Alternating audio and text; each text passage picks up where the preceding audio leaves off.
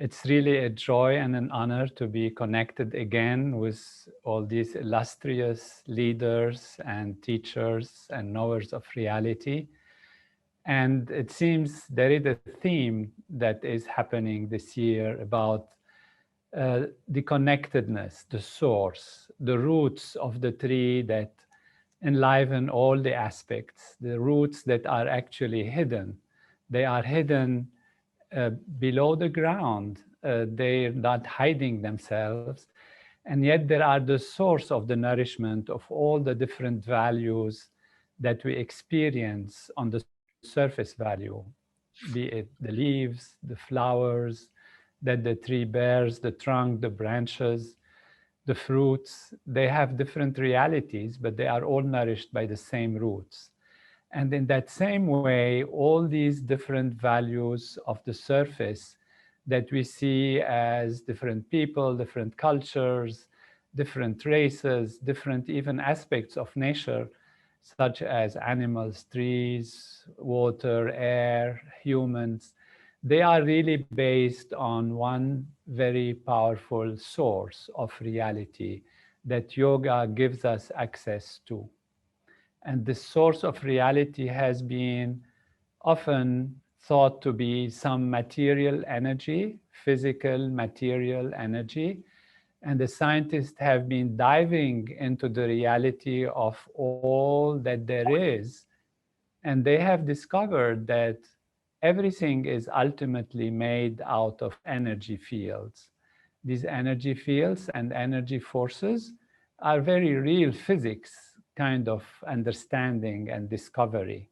We go from the molecules to the atoms to the elementary particles. From the elementary particles, we find they are excitations of energy fields and forces, electricity, magnetism, weak force, strong force, gravitational fields. And as scientists kept diving deeper into the reality of nature, they discovered that these forces of energy and matter are more and more unified. So we don't talk anymore about electricity and magnetism. We say the electromagnetic field.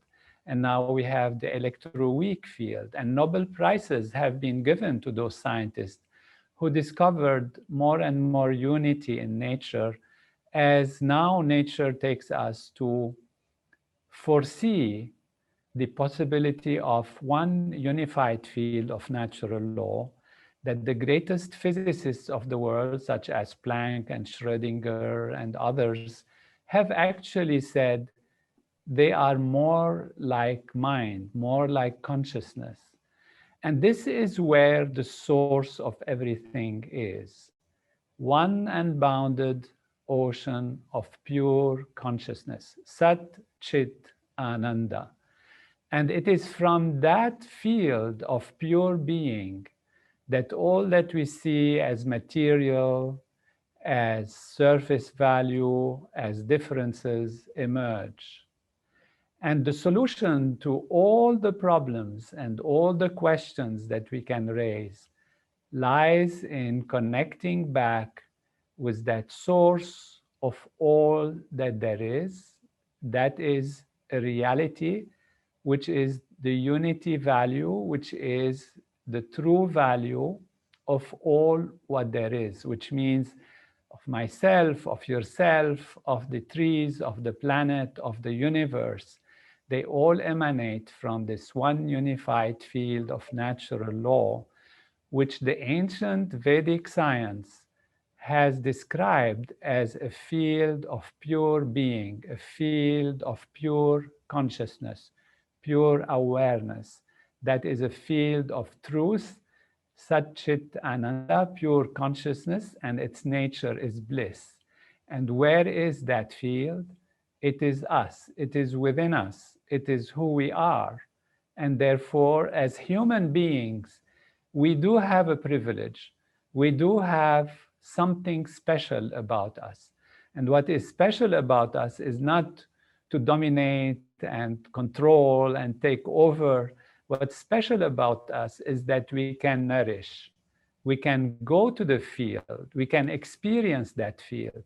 we can transcend from the surface value and let the mind settle down and experience the field of pure being, which is the source of all reality, the source of all that there is. And that is our own consciousness, our own awareness. Human beings have that potential. And the ancient Vedic knowledge and yoga in particular, we are talking about today, but it includes all the systems of Gandharva Veda, music, Ayurveda, health, food, diet, herbs, all practices, different approaches that structure our nervous system, structure our physiology, and make it align itself with its original nature so that the mind settles down and experiences that field. If you want to experience it directly, also the Veda gives us a technology, and that is the supreme yoga. That is the yoga of the body, by aligning yourself in certain postures. What do these postures do actually? Of course, they help the body, they can help different diseases, different situations, but ultimately what they are doing is creating that unity between mind and body and environment and the spiritual aspect of reality on the basis of consciousness, awareness. Without consciousness, we cannot dream, we cannot plan, we cannot understand. Without consciousness, as if we are in anesthesia or in coma, what does it matter to us to be healthy or to be wealthy or to have all the riches of the world if we are not conscious? And we can be conscious of the total reality of life when our mind settles down, such as brought to light by transcendental meditation, which has been proven scientifically to improve all aspects of life, individually, personally, as well as socially, and transform society in the direction of less conflict, less crime, more peace between nations. And these have been studied scientifically. So what we need is to solve all the issues that we have. Amarjit Ji and great leaders of today assembled today, to whom I give you all my respects and pranam. We need to raise consciousness. We need to raise awareness. When people understand what is the good for themselves, what is the good for their societies, what brings the health bills down, what protects people from behavior that is not right, what allows them to make the right choices, it is their consciousness, it is their awareness. If they are stressed and limited in their awareness, short-sighted, they'll make short-sighted decisions. They think it's to their advantage, they think they are protecting their people from such techniques and such measures, but this is only because they don't know. Their awareness is not open enough. So how do we increase awareness? Of course, through information, through discussion, through giving logic, through scientific research to prove what works, what doesn't work. You know, if this, whatever you call this, beer yoga, whatever, if it works, let it be subjected to scientific research. Let it show its evidence. So what we need is that which has been withstanding the test of time through traditions that are very ancient and established. And if there are new inventions, why not? They have to withstand the test of science, this test of rigorous investigation. And then we know what works, what doesn't work. And then we create something that is on the highest standard for the benefit of mankind.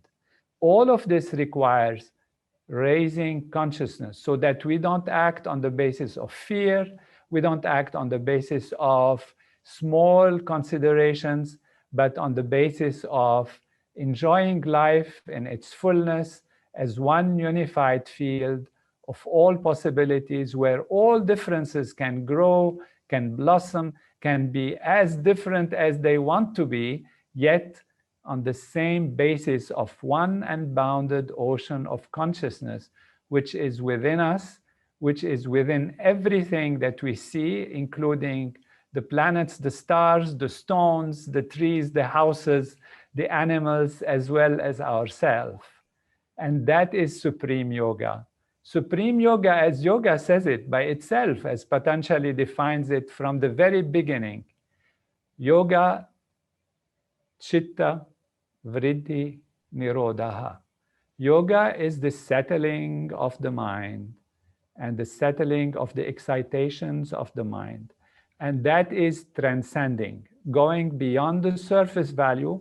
So you go back to yourself as if you're going away from things, but you're actually going to source of everything, which is within yourself. And that is Supreme Yoga. Of course, food, diet, postures, they facilitate this, but the direct experience is also very important. And when consciousness is open, then the vision is broad. The possibilities that are hidden now become available. The solution comes. The solutions and the understanding comes actually spontaneously. We become connected with our environment. We become connected with our neighbor. We become connected with the other nation. We become connected with the water and the air and the sun. And we become connected with truth and reality on the spiritual level. Develop consciousness, raise consciousness, open the awareness. That is something possible, and it can be done with the technologies that Veda and yoga offer to us.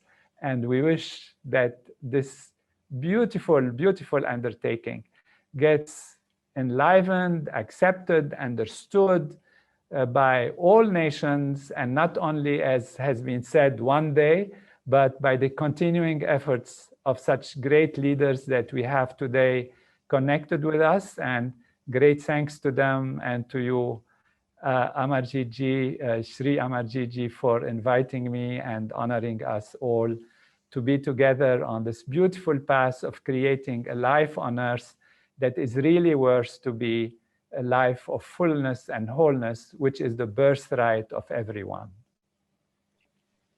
Jai Gurudev, Namaskar. I'm extremely grateful, Dr. Tony Nader. So wonderful. We have a little bit more time. If there's any scope of your thoughts that you want to expand on, how do we raise children in the sense of consciousness? Know thyself has been a saying that all the wise people have said. Know thyself. But know thyself has been interpreted as know your qualities, know your shortcomings, so that you can know what you can do and what you cannot do. The true wisdom of know thyself is to know that you are infinity, that you know you are infinite pure being, that you are pure consciousness, pure existence, that you are the unified field of natural law, that you are in essence divine in so many ways. And that is the reality. But knowing this only intellectually leaves us with questions, because we see our limitations, we see the difficulties we feel in life. And the mind, whenever it's exposed to stress and strain, gets narrow in its perspective. It doesn't see anymore because it's trying to fight or fly away or run away. It becomes so narrow in its understanding. What we need is to remove the stresses and the strains and to keep the individual in touch with themselves. And that is the simple technique of transcendental meditation, which is the supreme level of yoga as described by Patanjali in the second chapter of the Yoga Sutras, in the Sadhana Pad, in the 29th verse, where he describes the Ashtanga Yoga, the 8 limbs of yoga. And they are Yam, Niyam, Asanas, Pranayam, Pratyahar, Dharana, Dhyan, Samadhi, which includes all the techniques of asanas, posture, breathing, proper behavior, etc. But it ends up with the supreme level, which is called Samadhi. And Samadhi is where the whole thing is achieved.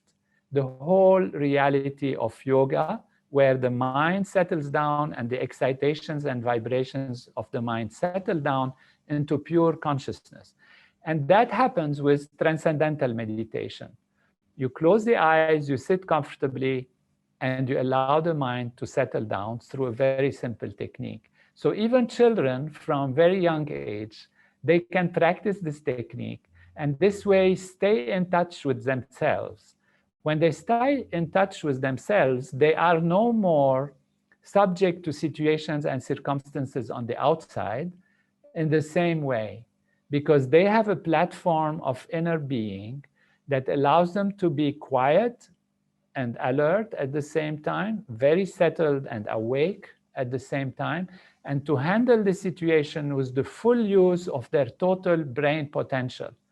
When I said this should be scientific and evidence-based, that is what it is, because when people practice this technique of transcendental meditation, for example, we have seen that there is an increase in coherence in the nervous system between right and left, front and back, and all the channels that have been dormant open up.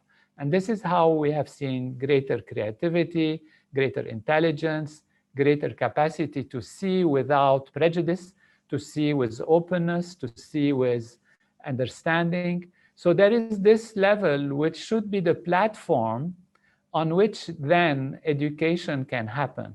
Because if education is only about information and intellectual analysis, while the person is stressed and strained, then the person cannot have a broad perspective. The person can see only through the window of the colored glasses that they are wearing. And if they are wearing a yellow glasses, everything will look yellow, and you can't argue with them because they see yellow. So intellectual argument is not sufficient. What is needed is to clean up the system from stresses and deep-rooted strains and issues. And that is what happens naturally through the yoga program of transcendental meditation, which cleans up the system and allows it to function in the most effective way. Wonderful. I had a humble pleasure of tuning into some of the transcendental meditation sessions that you were conducting a little while back. And it was really such a blissful honor to have you, to see you and to follow your guidance. And hopefully, you know, at some stage we should do that again, Dr. Tony Nader. Mahardiji, I just was inspired to say that I wrote a book on this topic because you said if there are questions. And in the book, many of these questions are addressed, including artificial intelligence and genetic engineering, the environment, and all these issues and how to look at them. And I didn't want to say about it, but when you said maybe there are questions. The book is called One Unbounded Ocean of Consciousness. It is in print now in Spanish and in ebook in English. We plan to have it in print in English very soon. And it has a subtitle. Subtitle is Simple Answers to the Big Questions in Life. And these big questions are about freedom and determinism, about the meaning of life, about why there is evil, if there is evil, what is the source of happiness, and how can we judge our path in life, how can we deal with big problems of environment, artificial intelligence, genetic engineering, health problems, and different aspects of life, based really on the understanding that consciousness is at the basis of everything. Consciousness is the source of everything. So it transforms the paradigm that everything comes from matter and that consciousness is byproduct of matter to a different understanding where consciousness is primary, and even it explains how is it possible that matter and physical universe and reality appear from consciousness, how through consciousness we can create the universe and the reality. So it bridges those questions that have not been yet fully elaborated, and gives them a solution from a profound paradigm of consciousness, and not only by stating that consciousness is primary, but also by showing how consciousness appears as matter. And therefore, one understands one's own reality when in the Veda it says Vedoham or Aham Brahmasmi, I am totality, I am wholeness. When in the ancient traditions and the Tao and Confucianism says you are the Tao, you are the full reality. When in the Bible it says humans were created in the image of God. When in the New Testament it says the kingdom of heaven is within you. All of these sayings by all the great sages have remained like inspirations, and particularly by also the yoga and Veda. I am totality, I am wholeness, everything is wholeness, sarvam kalvidam brahm. And so this book really explains these in a systematic, sequential, logical way, so that we have a different paradigm from which we can understand the importance of all the Vedic procedures, like even music, even the 8 limbs of yoga, how they work, all the effects of asanas and pranayam, and what do they do so that they create their effect, all the aspects of yoga, such as bhakti yoga, karma yoga, and all of this raja yoga and jnana yoga. All of these are means of establishing oneself in wholeness from different perspectives. And that is because wholeness is the essence. And we come back to that through. So these are some of the highlights. Thank you for asking me to present about the book. Thank you. Thank you for that amazing sharing your absolutely wonderful thoughts, and funneling everything, all the various components of Patanjali and yoga and all the different yogas you mentioned. And so you so very neatly, so compactly defined them into Maharishi Yoga. Your Grace, thank you so much. Namaste. Pranam to all of you.